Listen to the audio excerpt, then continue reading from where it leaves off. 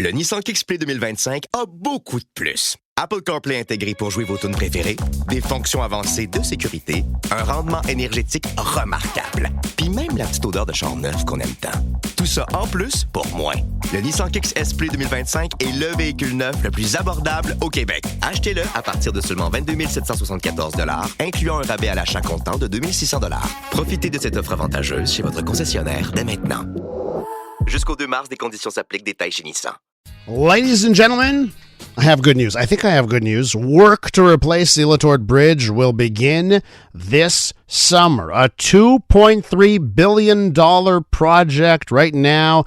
The bridge, of course, is such a vital access path for those of you who live just west of the island. It opened in 1965. Today, nearly 90,000 drivers go over it daily. But closures on the bridge have been the source of headaches for many. I've been hearing from you, by the way. I've been hearing from our listeners that have to take the Ile-aux-Tourtes Bridge and now face delays of an hour, 90 minutes just to get to and from the island. Let's find out more about what this new bridge means. The mayor of Sainte-Anne-de-Bellevue, Paola Hawa, joins us on the line. Paola, Mayor Hawa, welcome back to the program.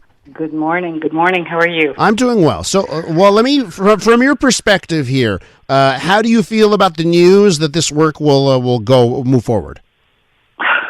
Well, I'm kind of conflicted because it is sort of a Back to the Future scenario. Mm-hmm. We've been waiting for years and years to have a new bridge, and basically what we're going to have now for $2.4 billion is basically the same thing that was built in 1965. So same concept, a little bit wider. It's going to take another 4 years to fully get it done, maybe more like another 6 years before the aménagement and all that stuff is completed. And you have to wonder, why in the world did they not allow for an extension, an eventual extension of the REM onto that bridge? They did it with the Champlain. It made perfect sense. And the Champlain, they did it within 48 months, the whole thing from A to Z, and it cost them $4 billion. So yes, more expensive than the 2.3 or 2.4 billion that's being projected for the Ile-aux-Tourtes, but still, at least you're building for the future. By the time they actually finish building the Ile-aux-Tourtes, it's already outdated. It's outdated now. Just as in the design function of it, it's already outdated. So, and is it possible? Is it possible between now and when work begins, or between now and when work is completed, for them to add that? Is there any sort of future proofing of this bridge so they can add elements like that? Anything is possible, but I really don't see that it's probable, because from my understanding, there's only a certain width that they can work with, and if the 3 lanes are taken up already, going both east and west, where are they going to put that other lane for the train? So I don't think that it's possible. Never say never, but I don't see that as a possibility. So why do you think that decision was made? Because, the government, I know it's a private public partnership, this REM, right? But the government has been so proactive about REM extension. We're going to go the REM East. We're going to do this extension. And every time they talk about public transit, REM is at the top of the list. Why wouldn't, it just seems like for a government that's been so focused on REM expansion, this seems like a no-brainer. Well, you would think so, wouldn't you? But when it comes to MTQ projects, it's usually a very different reality. The MTQ are not known, and I'm sorry if there's anybody out there that works for the MTQ, but they're not exactly known for being visionaries. You see that also with the extension of the 20 towards Dorion. All of that stuff, all that land has been expropriated for years and years and years, 20 some odd years, and still nothing was done. So, I don't see that there's any vision inside the MTQ that says, the REM is coming to the rest of the island of Montreal and south and north. Why don't we extend it westward? I don't see them doing that. I don't know why they don't think that way, but they just don't. It's not their natural reflex. We are with Paola Hawa, Mayor of Sainte-Anne-de-Bellevue, talking about the Ile-aux-Tourtes Bridge and the new project to replace the current one. So, Mayor Hawa, let's talk about what residents are going through right now. It has been a mess for a while. Has anything changed? You know, because I remember just a couple of months ago, we were talking to our listeners and they were talking about the delays and that kind of stuff. Sometimes those things work itself out and people come up with new schedules and that kind of thing. What's the current state when it comes to delays and people who've got to use that bridge on a daily basis? Well, I could only speak to the impact on Sainte-Anne-de-Bellevue. And we know that whenever there's already a backed up traffic into St. Anne's almost on a daily basis. Not as bad as it could have been, but whenever there's another accident on the extension of the 20, well, then people start using Sainte-Anne-de-Bellevue as a shortcut, and that's when we feel the biggest impact. And we see it on our little streets. Our streets are, one lane wide. So when all these people are trying to take St. Anne's as a shortcut to try to get to the bridge faster, well, people are stuck in their homes. They can't move their cars out of the driveway. They can't move 5 feet forward, 5 feet back. And of course, security vehicles like fire trucks or ambulances, they can't make it into our little village. So every time there is something happening on the Ile-aux-Tourtes Bridge and or on the extension of the 20, we feel the impact of it. And it's been like that for years. And it's only getting worse and worse all the time. And I don't see why.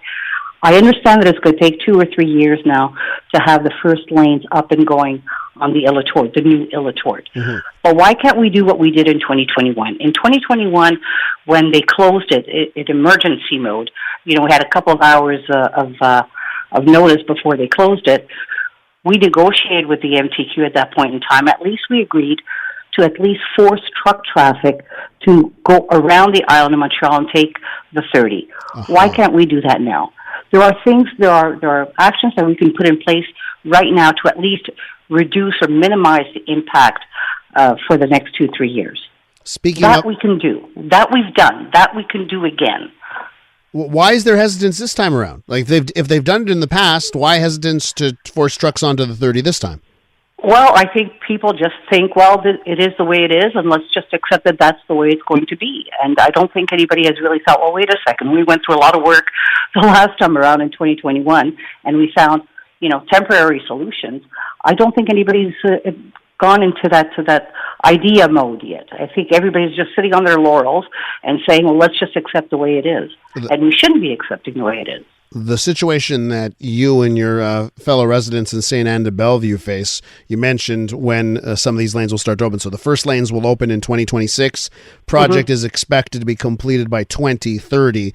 So have you resigned yourself to basically the scenario you talked about with cars backed up? Have you resigned yourself that you're going to have to live with this for 3 to 7 years? Isn't that incredible? Isn't it incredible? We actually did some mitigation measures a couple of years back where we forbid left-hand turns. So from our village to go left-hand in order to get onto the 20 or onto the 40, we said no more left-hand turns, and we saw a significant reduction in the number of people that were using St. Anne's as a shortcut.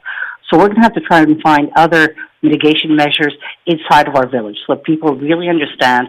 Stop taking St. Anne's as a shortcut because it's not going to be a shortcut. You're actually going to be stuck in one-lane little roads, and you can't go forward and you can't go backwards. So it's really not a solution for you, but people need to understand that. So we'll have to do something else. We'll have to take additional measures on the ground in St. Anne's. But I really would like for somebody to speak to the MTQ. I know we have, but for somebody else to speak to the MTQ and say, listen, this is not acceptable. Another 2, 3 years, 4 years like this is not acceptable. There's got to be other mitigation measures. Nothing will be perfect, but it's got to be better than what we've got right now. Have you, obviously you've been speaking with your fellow mayors in the area. Is there an openness for a meeting? Like, will the Minister of the Transport, will they meet you and your fellow mayors, so you can go over your concerns about the REM and other things? Well, there's always discussions with the MTQ. There's always discussions. It's just, is there any, are they fruitful? I'll be perfectly honest with you and say no. No, they're not. They'll listen. They'll be very polite. They'll listen, and they'll go back into exactly what it is that they want to do. So, it's a little bit like, speaking into somebody's ear, but they just won't. They won't accept it. And it's not like there are CAQ MNAs that are affected by this, right? Like Vadroy-Dorion, right? isn't that CAQ, right? Or Soulange, Vadroy-Soulange. Like, it's not like this doesn't affect CAQ MNAs, right? Yeah, but I don't want to point fingers at the CAQ or the Liberals. Let's not forget the Liberals were in there for a long, long time before that, and nothing was done at that time either. So I'm not, they've been You're right. both equally, there's a lack of action from both of them equally. All right. Well, listen, Mayor Hawa, I'll catch you on the boardwalk this summer. Absolutely. You're welcome anytime. Just don't come at rush hour. That's all. Yeah, I will avoid that for sure. That is the mayor of Sainte-Anne-de-Bellevue, Paola Hawa, on the program this morning.